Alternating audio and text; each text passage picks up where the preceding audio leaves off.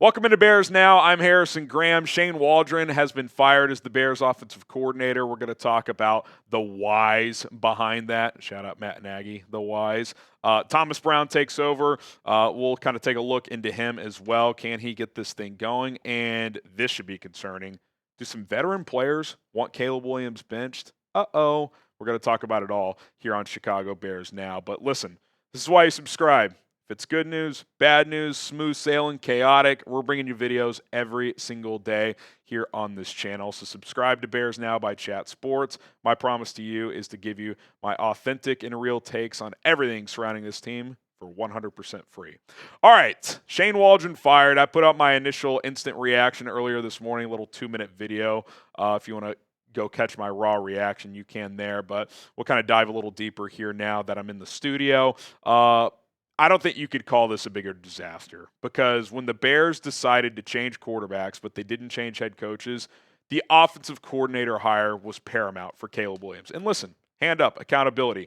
I liked the idea of Shane Waldron. I didn't think it'd be a home run. I thought it would be a base hit, a double, because he had 3 years of play calling experience.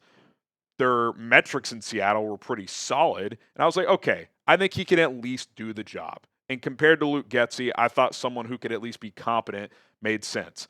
But then you saw the Jackson Smith and Jigba clip at the Super Bowl with CHGO. You saw his opening press conference where he just looks rattled. You hear reports that he couldn't command the room in Seattle. That started leaking out here in Chicago. And it's such a disaster that 9 games in, you have to fire him. I mean, obviously he had to go. There's no question about that. But it's just like, could it have gone any worse? I don't think it could have gone any worse. I guess if you didn't have that little fun 3-game win streak where Caleb and the offense actually looked good, I guess if that didn't exist, that would be worse. But in general, this could not have gone worse. Because when you kept Matt Eberflus, I think ideally it was like, okay, we're at least going to give this 2 years because if we're changing quarterbacks, we don't want to fire the head coach 1 year in. And now you're probably going to have to do this. This is just a mid-season half measure, right? And Caleb has regressed the last 3 weeks. And when you add up his full season, he's 28th in passer rating. He's 30th in QBR, 32nd in completion percentage, sack percentage, 33rd. I got news for you. There's only 32 starters. Net yards per attempt, 30th. Like, guys, he's going backwards. And I'm a believer. I'm still a believer. I'm not wavering on that, but you're going to ruin another quarterback. You're going to ruin another quarterback. I mean, it's been a tale of 3 seasons already. 9 games in, it's been a tale of 3 seasons. First 3 games kind of looked like a rookie. Okay, working out the kinks, whatever. Next 3 actually looked pretty awesome. Like, I thought, like, you got your guy. I'm still hopeful, but I just worry that this organization is going to fuck them up because the last 3 games it's been a train wreck. It's been a train wreck, and the passing game issues are just all over the place. Inaccuracy from Caleb, poor concepts from Waldron, bad personnel usage. Where's Cole Kmet? Lazy routes from receivers. O-line is a joke, and they're coached poorly. Why is Chris Morgan still employed? So, yes, Shane Waldron had to go. But, like, it's just, it goes bigger than him is kind of my point. We'll talk about Thomas Brown in a second. Like, is he some antidote to fix all this? That seems unlikely. It's been an absolute disaster since the bye week and really for most of the season. I think we got kind of tricked on that 3-game stretch that, oh, you've turned a corner here. Ever since the Hail Mary in particular, 23 straight drives without an offensive touchdown. I mean, how is that even possible? I don't care if you're playing the fucking 85 Bears defense every week. You should score once out of 23 times. My goodness. Matt Eberflus' statement on firing Waldron. After evaluating our entire operation, I decided it's in the best interest of our team to move in a different direction with the leadership of our offense. This decision was well thought out and one that was conducted deliberately and respectfully.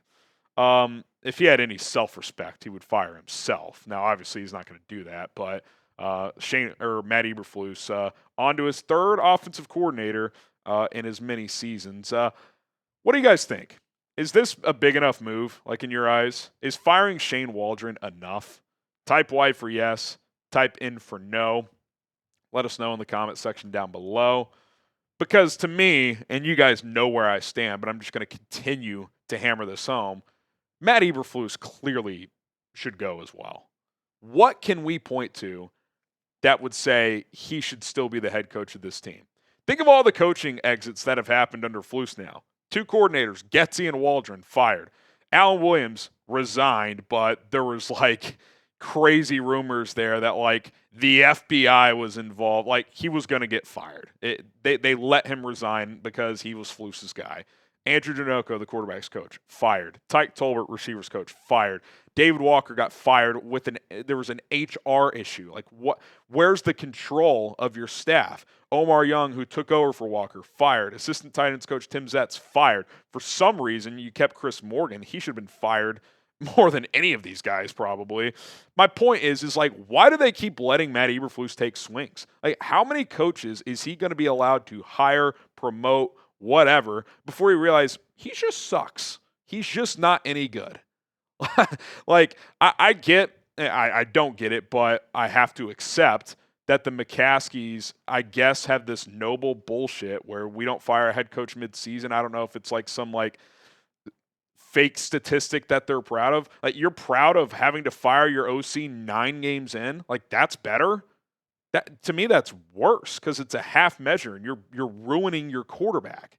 I just, it's so agonizing to watch the same shit happen over and over again, regardless of who's in charge, regardless that now Kevin Warren's in the building. We were all like, well, that's a curveball. That's a new thing. Well, the same shit's happening. Like, so what's actually new? Nothing. The answer is nothing. And they're going to have a new coaching staff next year. Caleb's going to have to learn a new offense. And we're going to hope and pray that it works. And based on history, it probably will not. More to come, including Thomas Brown taking over as the offensive coordinator. But first, we do have to give some love to our friends over at PrizePicks. Daily fantasy made easy at prizepicks.com/CLNS. Use the code CLNS. Join the 10 million users and counting who have signed up and play PrizePicks all the time in North America. It's available in over 30 states. And listen, it's just fun. Are you someone who plays season-long fantasy football? Maybe you had a bad draft. Maybe you've had bad injury luck, whatever the case may be. Well, PrizePicks is daily fantasy. New lineups every day. You can choose different players. It's a lot of fun. To set a lineup, it's really simple. You just pick 2 or more players as long as they're on 2 different teams, and you can cross over sports as well, which is fun. Like if you're a football and basketball fan, you could have Caleb Williams and Zach Levine in your same lineup, which is awesome. You just choose more or less on the stat projections PrizePicks offers, and if you hit on those more or lesses on your entries, 2 to 6 players, you make money. It's very, very simple. I got Jaden Daniels less on his passing yards this week. A.J. Brown more on his receiving yards, 5 to win 15. And if you're a new customer, you'll get a $50 bonus with code CLNS at prizepicks.com/CLNS when you sign up. Once you play for just $5. Just got to play for $5. Doesn't matter. And you will get that $50 bonus. So check it out today. Pick more, pick less. It's PrizePicks. Link and promo code are in the comments and description of this video. All right, coming up. Do veteran players want Caleb Williams benched? One Chicago sports personality said that is the case. That is worrisome. We'll get to that here in a little bit. But let's talk about Thomas Brown. He takes over, and I think I'm going to do a full video on this. Let me know, yes or no, if you want this. Who is Thomas Brown? Kind of a deep dive into his journey to now being the Bears offensive coordinator, at least for the second half of this season. He will get a crack at calling plays. This is just his NFL background. He was the Rams running backs coach in 2020. Sean McVay liked him enough to make him the assistant head coach in 21 while he was still the running backs coach.